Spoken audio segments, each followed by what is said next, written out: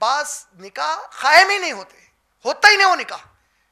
आज वो चीज हो रही, वो है अगर लड़का नामर्द है तो।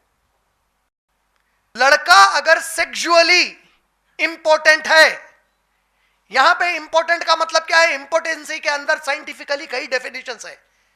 जिस इंपॉर्टेंसी को इस्लाम फस्क बोलता, निकाह शादी से नहीं होती बोलता, वो शादी होती ही नहीं, वो निकाह ही नहीं हुआ, उसमें तलाक खुला कोई चीज की जरूरत नहीं है। वो कौन सी इंपॉर्टेंसी को बोलता? जिसमें मर्द आदमी का अजू, उसका सेक्सुअल ऑर्गन डिसफंक्शनल हो जाता, वो काबिल न रहता उसके लिए। इंपॉर्टेंसी के कई फेजेस है। एक फेज में अजू काबिल रहता, स्पर्म लेवल कम रहता, ये शादी जायज है, ये इलाज भी हो सकता है इसके ऊपर।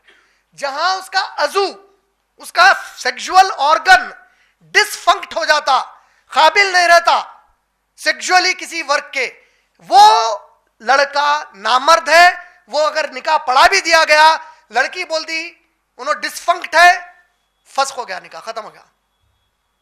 इसके लिए लड़की की गवाही काफी है, कोई और गवाह नहीं रख सकते आप। अगर लड़की अल्लाह ना खास्ता गलत गवाही दी तो दुनिया और आखिरत तबाह कर ली उन्हें अपनी, समझो।